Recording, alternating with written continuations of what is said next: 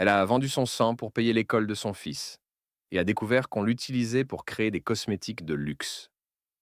Dans un petit laboratoire de banlieue parisienne, une mère croyait simplement vendre son sang pour survivre. Mais ce qu'elle a découvert derrière les portes dorées d'une marque de luxe a révélé la plus cynique des vérités. Son sacrifice nourrissait la beauté des riches.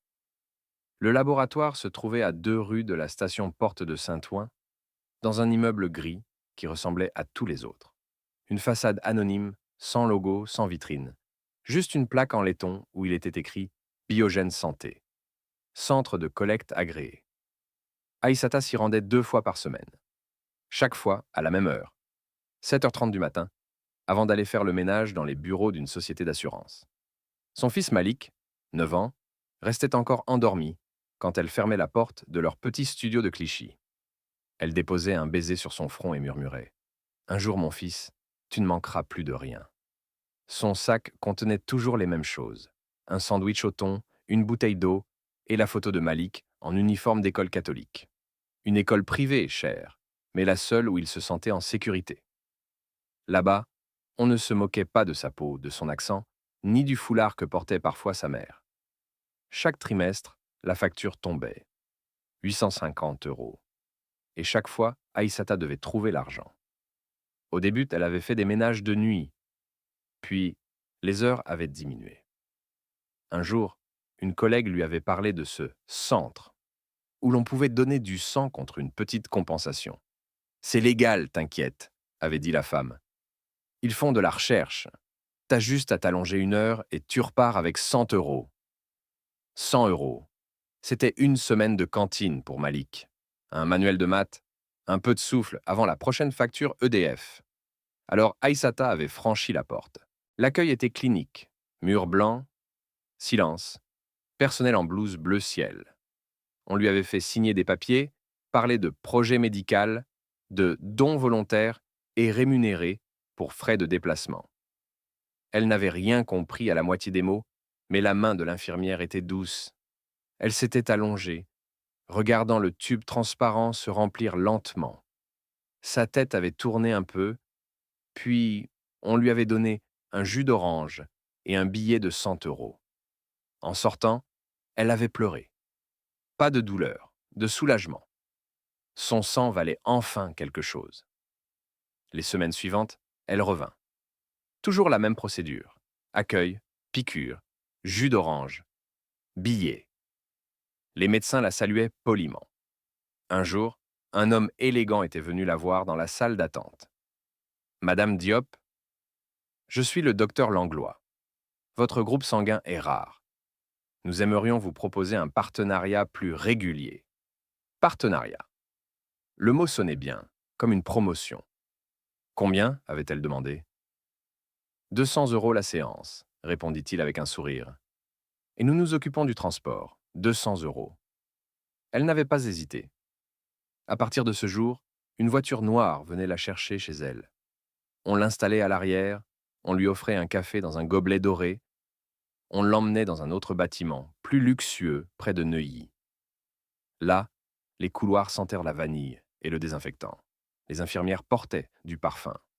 Et chaque don était précédé d'un test, d'une prise de tension, d'une question. « Vous vous sentez bien, Madame Diop ?» Oui, elle se sentait bien. Fatiguée, mais bien. Parce qu'à la maison, le frigo n'était plus vide. Parce que Malik ramenait des bonnes notes. Parce qu'elle pouvait, pour la première fois, payer les fournitures sans supplier la CAF. Un jour pourtant, elle remarqua quelque chose d'étrange. Sur une boîte posée près de son lit, il y avait une étiquette. Sérum EMEA, lot 47B. Elle demanda à l'infirmière. « C'est quoi, EMEA ?»« Un projet médical, rien de plus, » répondit la femme, détournant le regard. Mais ce nom resta gravé dans sa tête.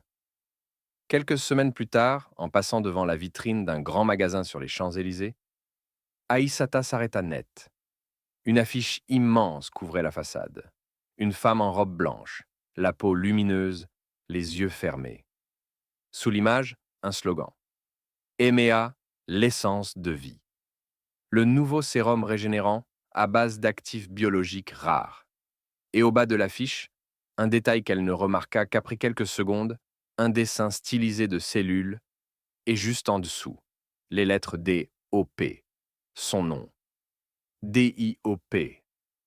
Aïssata resta figée devant la vitrine, son cœur battant si fort qu'elle crut qu'il allait jaillir de sa poitrine. Emea, essence de vie.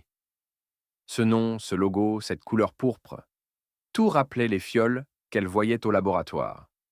Les passants la bousculaient, pressés, élégants, parfumés. Elle sentait encore la sueur et l'eau de javel de son travail du matin. Le contraste était cruel. Elle donnait son sang pour survivre, pendant que d'autres se l'étaléant sur la peau pour briller. Elle entra dans le magasin. Le sol en marbre reflétait les lumières dorées. Des vendeuses au visage lisse souriaient mécaniquement. Sur un comptoir, un flacon minuscule trônait dans un écrin de velours noir. Prix 1250 € les 15 millilitres. Une jeune employée s'approcha. Bonjour madame, souhaitez-vous tester notre nouveau sérum? Il contient des protéines vitales d'origine humaine, totalement sûres et éthiques. Aïssata sentit un frisson la traverser. D'origine humaine? Répéta-t-elle. Oui, murmura la vendeuse, baissant la voix. De donneurs volontaires soigneusement sélectionnés.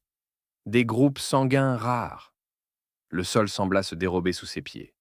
Elle sortit sans un mot. Ce soir-là, dans leur minuscule appartement, Malik faisait ses devoirs. « Maman, tu es pâle. »« Rien, mon cœur.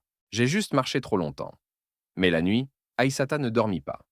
Le mot « Emea » tournait dans sa tête comme un écho maléfique. Elle fouilla sur Internet avec son vieux téléphone fissuré. Pas grand-chose.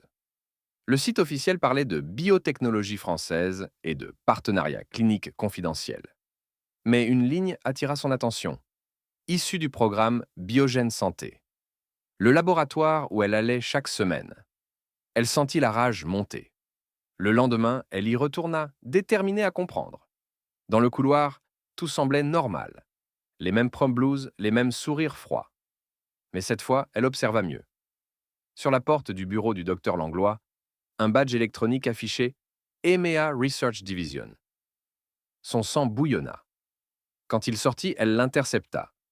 « Docteur, je veux savoir ce que vous faites avec mon sang. » Il la regarda, surpris, puis soupira. « Madame Diop, tout est dans le contrat que vous avez signé. » « Je ne lis pas bien le français, dit-elle. Vous m'avez dit que c'était pour la recherche. » C'est exact. Une recherche cosmétique. Vous avez été rémunéré, n'est-ce pas? Il voulut passer. Elle le retint par le bras. Vous utilisez mon sang pour des crèmes? Son ton monta. Quelques têtes se tournèrent. Langlois serra les dents. Madame Diop, calmez-vous.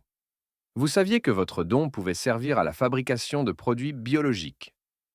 C'est écrit noir sur blanc. Elle sentit ses jambes se dérober. Elle voulut crier, mais aucun son ne sortit. Langlois la regarda une dernière fois. Vous devriez être fier. Votre sang aide la science française à rayonner dans le monde. Ce soir-là, Aïssata resta longtemps devant le miroir. Son reflet lui renvoyait une femme usée, vidée, trahie. Son bras gauche portait encore la trace des aiguilles. Elle pensa aux riches clientes qui se massaient le visage avec l'essence de vie. Elle pensa à son fils, dormant paisiblement à côté, ignorant que sa mère s'était littéralement vidée pour lui. Puis, sans réfléchir, elle prit son téléphone. Elle ouvrit l'appareil photo. Elle prit une photo de ses cicatrices et posta un message sur un forum local. « Je m'appelle Aïssata. Je donnais mon sang à Biogène Santé. Aujourd'hui, je sais qu'ils en font des produits cosmétiques vendus 1 000 € le flacon. Si quelqu'un d'autre a vécu ça, contactez-moi. » Elle ne s'attendait pas à une réponse. Mais dans la nuit, son téléphone vibra. Un message anonyme. « Tu n'es pas seule, on t'a toute utilisée. » Elle s'était donné rendez-vous dans un café à Saint-Denis, un lieu discret au fond d'une ruelle, loin des vitrines et des regards. Aïssata y arriva la première. Elle portait un foulard noir et des lunettes de soleil, malgré le temps gris. Ses mains tremblaient. Une femme entra peu après, grande, mince, la quarantaine, Avec un manteau élimé et des yeux cernés, elle s'assit sans un mot. Puis, deux autres la rejoignirent. Une quatrième, plus jeune, arriva 10 minutes plus tard avec un bébé dans les bras. C'est toi, Aïssata demanda la première. Moi, c'est Samira, j'ai vu ton message. Elle sortit un dossier froissé de son sac. Des reçus, des formulaires de Biogène Santé. Les mêmes que ceux qu'Aïssata avait signés. J'y allais toutes les semaines, dit Samira. Au début, c'était juste un peu de sang. Puis, ils m'ont proposé un programme d'essai, mieux payé. Après, j'ai commencé à avoir des vertiges. J'ai arrêté, mais j'ai vu leur pub à la télé. Elle sortit son téléphone et montra une vidéo. Emea, l'essence de la pureté. Les images étaient magnifiques. Des roses, des visages de mannequins. Des mots comme régénération cellulaire et don de vie. Aïssata sentit son estomac se tordre. Combien vous étiez? Des dizaines. Peut-être plus. On venait de partout. Montreuil, Argenteuil, Aubervilliers. Toujours des femmes seules, souvent des immigrés. Une jeune femme, Fatou, parla à voix basse. Une infirmière m'a dit un jour qu'ils appelaient notre sang l'or rouge, parce qu'il vient de femmes résilientes, comme ils disent. L'or rouge, répéta Aïssata, le regard vide. Un silence pesant tomba. Puis Samira posa les mains sur la table. J'ai une amie qui bossait au laboratoire. Elle peut nous montrer quelque chose. Mais il faut être prudente. Ces gens ont de l'argent et des avocats. Le lendemain, elles retrouvèrent dans cette amie. Lina, une ancienne technicienne. Elles se rencontrèrent dans un parking souterrain, à la lueur d'un néon vacillant. Lina portait une clé USB. Tout ce que je vous dis, je ne devrais pas. Mais quand j'ai appris ce qu'il faisait avec votre sang, je n'ai plus dormi depuis. Elle connecta la clé à l'ordinateur portable de Samira. Sur l'écran apparut une série de fichiers. Projet EMEA, donneuse 2023. Des dizaines de noms, des photos, des analyses, et à côté, une colonne intitulée Composant Premium, sélection élitaire. Le nom d'Aïssata y figurait. Code DIOP47B. Statut sérum haute concentration. Utilisation exclusive. Ligne prestige. Aïssata sentit sa gorge se serrer. Ligne prestige? Lina hocha la tête. Les crèmes à plus de 5000 € le pot. Elles sont expédiées à Dubaï, à New York, à Monaco. On dit aux clientes que c'est un sérum d'énergie vitale rare. En réalité, c'est votre plasma, traité chimiquement. Fatou plaqua une main sur sa bouche. Le bébé dans ses bras se mit à pleurer doucement. Lina poursuivit. Vous savez ce qui est pire? Ils ont testé ces produits sur vous avant de les lancer. Les vertiges, les troubles de tension, les migraines, ce n'étaient pas des coïncidences. Ils observeront comment votre organisme réagissait. Vous étiez des cobayes. Le silence devint glacial. Aïssata se leva brusquement. On va les faire tomber, tous. Elles passèrent les jours suivants à réunir des preuves. Contrats, paiements, témoignages, photos, copies d'écran. Mais chaque fois qu'elles tentèrent de contacter un journaliste, le message restait sans réponse. Une rédactrice finit par leur répondre anonymement « Impossible de publier ça. Biogène appartient à un groupe qui finance notre rédaction. Désolé. » Les murs semblaient maintenant se refermer. Un matin, Aïssata remarqua une voiture noire garée sous son immeuble. Deux hommes en costume attendaient. Elle sentit la peur revenir, celle qu'elle croyait enterrée. Mais elle ne céda pas. Ce soir-là, elle posta tout sur Internet. Une vidéo tournée dans sa cuisine, à la lumière crue du plafonnier. Je m'appelle Aïssata Diop. On a pris mon sang. On m'a menti.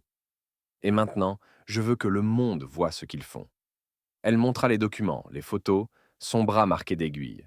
Puis, d'une voix tremblante mais ferme, « Ils disent, Nassam, que la beauté vient de la souffrance. Mais ce n'est pas leur souffrance qu'ils vendent, c'est la nôtre. » La vidéo d'Aïssata mit moins de 12 heures à exploser. Au début, quelques partages entre comptes militants, féministes, africains, antiracistes. Puis, un influenceur l'avait reprise avec une phrase qui devint virale. Le luxe se nourrit du sang des pauvres. Les vues montaient à vue d'œil. 10 000, 100 000, 500 000. Les hashtags de Waj, Emea et Carl Sang des femmes inondèrent Twitter. Les grands médias, d'abord silencieux, commencèrent à parler de l'affaire Diop. Dans la vidéo, la sincérité d'Aïssata transperçait l'écran. Ses yeux rougis, son accent, sa voix tremblante, rien n'était calibré, rien n'était poli. Et c'est justement ça qui bouleversa les gens. Mais la colère populaire se heurta vite à la machine du pouvoir. 3 jours plus tard, Biogène Santé publia un communiqué glacé. Les allégations de Madame Diop sont infondées. Le programme EMEA respecte toutes les réglementations en vigueur. Les donneurs sont rémunérés pour leurs déplacements et pleinement informés de la nature de la recherche. Les journaux économiques reprirent la même ligne. Fake news d'Internet. On tenta même de salir Aïssata. Un article parla d'une employée frustrée, cherchant la gloire sur les réseaux. Mais le mal était fait. Sous les hashtags, des dizaines d'autres femmes prirent la parole. Certaines montraient leurs cicatrices, d'autres des contrats identiques à celui d'Aïssata. Leurs témoignages formaient un chœur, un murmure devenu cri. Une semaine après la mise en ligne, EMEA perdit 32% en bourse. Des clientes fortunées commencèrent à rendre leurs flacons, honteuses d'avoir acheté le sang d'autrui. Des influenceuses brûlèrent leurs produits en direct. Les magasins de luxe fermèrent temporairement par mesure de sécurité. Mais derrière les écrans, Aïssata ne dormait plus. Elle recevait des centaines de messages, des soutiens, des remerciements et des menaces. Un soir, quelqu'un frappa à sa porte. 2 hommes en costume. Madame Diop, nous venons de la société. Nous voudrions trouver un arrangement. Elle sentit sa gorge se serrer. Quel arrangement? Financier.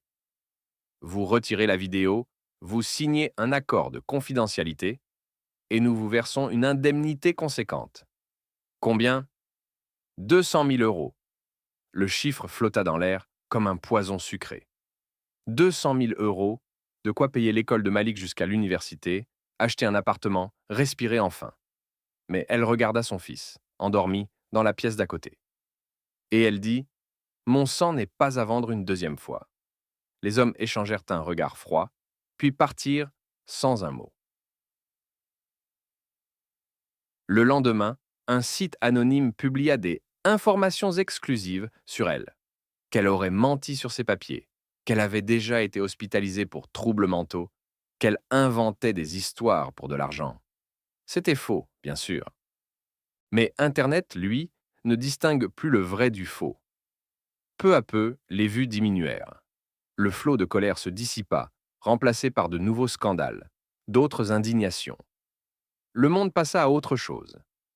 6 mois plus tard, EMEA lança une nouvelle gamme. L'essence pure d'Ocho2, 100% synthétique, cruelty-free.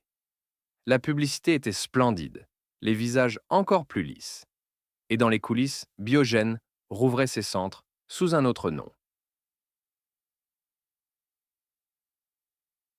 Aïssata, elle, travaillait désormais dans une petite association de victimes. Son corps portait encore les marques des piqûres. Sa foi en la justice, elle, ne portait plus rien. Un soir, en rangeant des dossiers, elle tomba sur un mot griffonné par son fils Malik, 10 ans maintenant. « Maman, quand je serai grand, je fabriquerai des choses qui rendent les gens beaux, mais sans faire de mal à personne. » Elle pleura longtemps en silence. Puis, elle murmura « C'est ça, mon fils. Que ton monde soit plus propre que le mien. Le luxe aime se couvrir d'or, mais ses racines sont souvent rouges.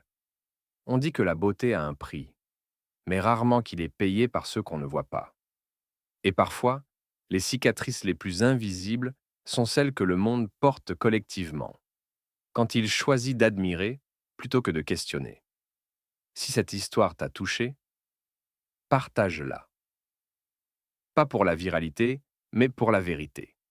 Parce qu'un jour, peut-être, quelqu'un d'autre aura besoin de se souvenir que le courage d'une femme peut encore fissurer les murs du silence.